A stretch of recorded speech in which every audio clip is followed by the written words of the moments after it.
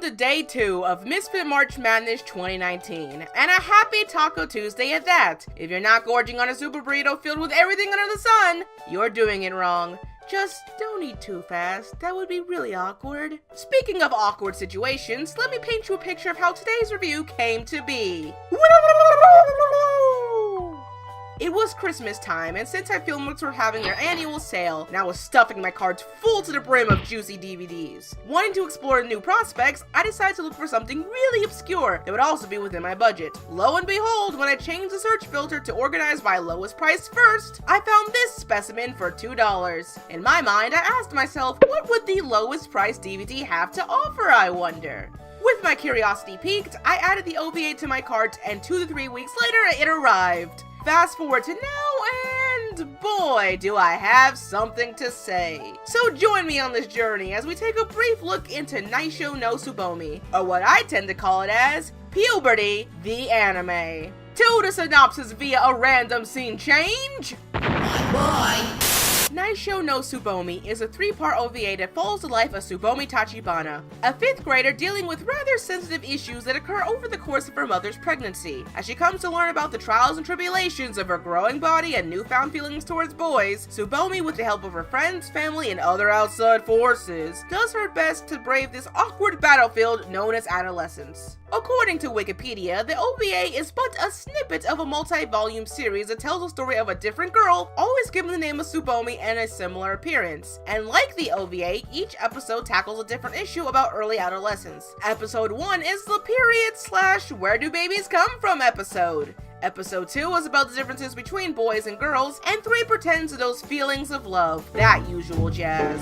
Now then, in terms of being a relic of anime media, I have to say that even if awkward, it's nice when anime tries to address these sort of topics, as the medium has been known to either touch very lightly on it or ignore it completely. It's always bothered me in the back of my head given how open anime is to sexual interpretation and birthright issues, but that relays the main question that should be asked. Does this OVA do well as a teaching tool about puberty, specifically at an audience for girls? My short answer, kind of. One thing I like about this OVA is that it keeps its solid narrative intact despite the goals of teaching a young audience about the wingdings and the bubangas. I remember back in the day how awkward it felt watching those PSA sex videos in school, and they starred this child who was given no direction on how to act or what to say, or worse, an adult trying to act like a child for the sake of teaching. Yeah, it got numbing sometimes. But because Naisho is animated, it can focus on some cute slice of life between kids trying to understand their preteen feelings, and pacing-wise, it does quite well. Each episode has a distinct beginning, middle, and end, as it uses the mother's expectant pregnancy to chart a course of what events should happen and how they can drizzle in those times to teach something. But this is where my first problem lies. See, while I will praise it for the down-to-earth presentation, some of the situations came off as out of place and just made me go, yeah, but they're 5th graders. This reaction was my calling card to describe much of episode 2, the worst episode in my opinion. Being the episode about the differences between boys and girls, you just know that the people behind this OVA couldn't help themselves by putting high school tropes in an elementary environment. The whole scene where the boys are rating their female classmates' boobs was so jarring to me. I mean, like, yeah, this was supposed to be them getting interested in the opposite sex, but these children don't know what the hell they're talking about. How in Lord's name can you rate all their boob sizes when each girl's body is drawn pretty much the same, as flat as a Louisiana washboard? But anyway, another instance of adding an out-of-place trope was the whole narrative regarding the cool kid, that guy with the gray hair, and his secret romance with Tsubomi's tall friend. Maybe it's just my out-of-touch experience, and children in Japan are more mature than American ones by this age, but again, they are in the 5th grade. This is definitely no Degrassi, y'all. Though I give the relationship building with Tsubomi and her crush a pass because the characters still felt like children, not miniature teenagers stuck in a rom-com. In contrast, I really loved the first episode because it took the topic of periods pleasantly. They didn't shy away from how she was feeling, even if a little dramatized. Her mother talked to her about it like someone with intelligence, and they did not trope all over the situation. They kept it simple and played it straight. Which brings me to my final point of interest, the use of the gimmick. Without spoiling much because I want people to watch this, there's a plot device used to help guide the children along what they are experiencing, but I'm really on the fence about it. On one hand, it could have been worse. We could have gotten a cool cat saves the kid type of exposition where the characters and by proxy the audience are being talked down to like nincompoops. Plus, keeping kids talking with other kids about their issues is more accessible to that demographic. On the other hand, even if intentional, it felt lazy and predictable after some time, having this black-haired girl always showing up to give advice in such a long exposition dump. I won't say any more other than that. Trust me, it got weird, man. Besides all that, the show's meat and potatoes didn't rely so much on a stellar soundtrack or put emphasis on its animation, so I won't be going over it like I usually do. However, it's fun to note that this OVA was made in part by Studio Arms, and when you have the same studio that made this, or this,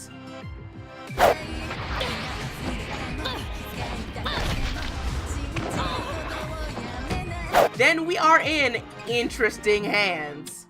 Well, I think it's good to say that we can wrap this video up early, but before we do that, here's our usual segment oh plenty, the Community Corner. And now it's time for another fun-filled segment of Community Corner. A time where I give a shout out to other creative outlets in the anime community and hope that other people have a look-see. This one goes out to a special artist from Anime Boston, because when you're the only one in the entire artist alley with a large print of Magi, then boy did you get brownie points with me. But anyway, check out Yummy Sukia, traveling artist by trade, lover of anime all year round. Whether it's this cute Oron ensemble or that one Gengar in the crowd. Fan of OTPs? Well, she's got them loud and proud. If you're someone looking to have that perfect digital commission at an affordable and varied price range for anyone's wallet, then head on over to your local convention or on social media to check out Yummy Sukia today. And if you happen to see her, tell her that Anime Boston girl who just loves her Magi stuff says hi. Now, if you know of any creative outlets in this world of anime, either comment down below or anywhere on my social media with the hashtag Community Corner and tell me all about it. With outreach being more important than ever, even though I may be one girl on the internet, I will always try my best. Naisho no Tsubomi is a cute, wholesome OVA about one coming-of-age story and the situations that encompass it. As a slice-of-life story, it fulfills that quota of being warm inside, all the way to that happy ending. But as a teaching tool about puberty, yeah, it definitely has its problems, for it doesn't want to delve deeper into what it already shows, and in some cases, flat out takes you out of the experience with its out-of-place anime tropes and weird gimmick. And yet, it's still a fascinating specimen in the world of anime edutainment. So after 3 episodes and one out-of-context scene of 5th graders rating their classmates' boobs, I award Naisho no Tsubomi with a recommendation to try it and a watchability rating of PG. If you have the time to find this anime anywhere from Sentai Filmworks, it's not that expensive. I got mine for $2, just wait for a sale. At the very least, it's a perfect anime to make funny memes with. I'm just saying, you can do a lot with this material. Though seriously, if you're trying to ease your kid into the talks of puberty, probably show this after you give a more constructive talk, or show them one of the more traditional sex ed videos, because even when educational, Japan will always be Japan. As for some anime alternatives, I have one today, and that anime is Kodacha, another old anime about the plights of growing up and the entertainment industry. Both are equally f***ed up, but we learn to live with it anyway. So yeah, go watch that if you're hungry for more and tell me about it in the comments below. I would be super excited to hear your thoughts.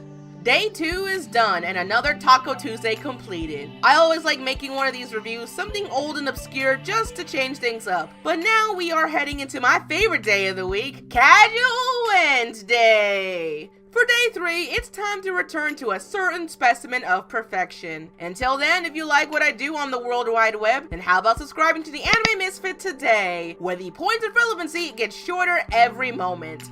Follow me on all of my social media, and if you're feeling super generous, consider supporting me on Ko-fi or Patreon, so I may one day do this full time with monies. And now it's time for me to bow out for the evening and give prayer to that which is the coolest person in the land. See you tomorrow. Shannen out!